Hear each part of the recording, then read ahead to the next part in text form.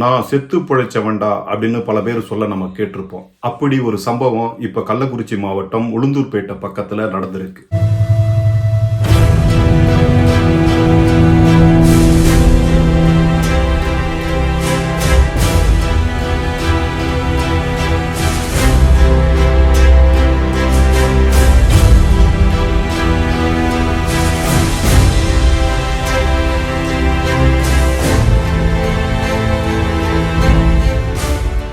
கள்ளக்குறிச்சி மாவட்டம் உளுந்தூர்பேட்டை அருகே உள்ள கூந்தலூர் கிராமத்தைச் சேர்ந்த ஓய்வு பெற்ற தலைமை ஆசிரியர் தம்பு ராமதாஸ் என்பவர் கடந்த 30ஆம் தேதி அன்று இருசக்கர வாகனத்தில் உளுந்தூர்பேட்டையில் இருந்து அவரது சொந்த ஊருக்கு சென்று கொண்டிருந்த போது அந்த வழியாக வந்த டிராக்டர் அவர் மீது எதிர்பாராத விதமாக மோதியதில் தூக்கி வீசப்பட்டார். இதில் பலத்த காயமடைந்த அவர் உடனடியாக உளுந்தூர்பேட்டை அரசு மருத்துவமனையில் அனுமதிக்கப்பட்டார்.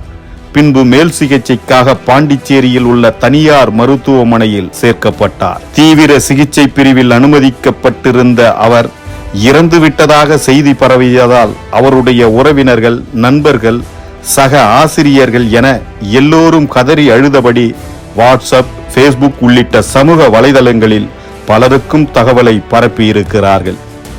அதோடு கண்ணீரஞ்சலி பேனர், வீட்டினில் பந்தல், ஆட்டோவில் அவருடைய இரங்கல் செய்தி என ஊர் முழுவதும் பரபரத்துக் கொண்டிருந்த வேளையில் பாண்டிச்சேரி தனியார் மருத்துவமனையில் இருந்து அவரை உயிருடன் அழைத்து வந்துள்ளனர்.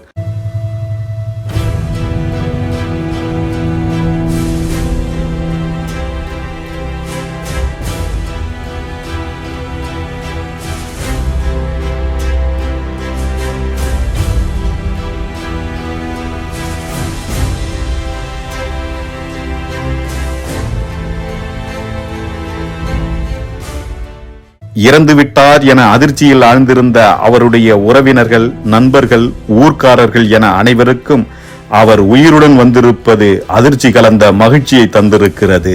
இதனால் உளுந்தூர்பேட்டை சுற்று வட்டார பகுதியில் பெரும் பரபரப்பு காணப்பட்டது. அது எப்படி இறந்தவர் உயிரோட வந்தாரு அப்படிங்கிற ஒரு கேள்வி எல்லாம் எழுது. ஒருவேளை மருத்துவமனையில் இருப்பவர்கள் எப்படி வீட்டுக்கு வந்து சரியான தகவலை கொடுக்காம இருந்தாங்க அப்படிங்கிற கேள்வி எல்லாம் எழுது. என்ன நடந்திருக்குன்னு யூகிக்க முடியுதுன்னா, ஒருவேளை மருத்துவமனை தரப்புல வந்து இவர் இதுக்கப்புறம் அவர் அவ்வளவுதான் முடிஞ்சு போச்சு, நீங்க வீட்டுக்கு அழைச்சிட்டு போலாம் அப்படின்னு ஒரு மாதிரியான தகவலை கொடுத்திருக்கலாம். அதனால் அழைத்து வரப்பட்ட அவர் இங்க வந்து உயிருடன் இருந்திருக்கலாம்.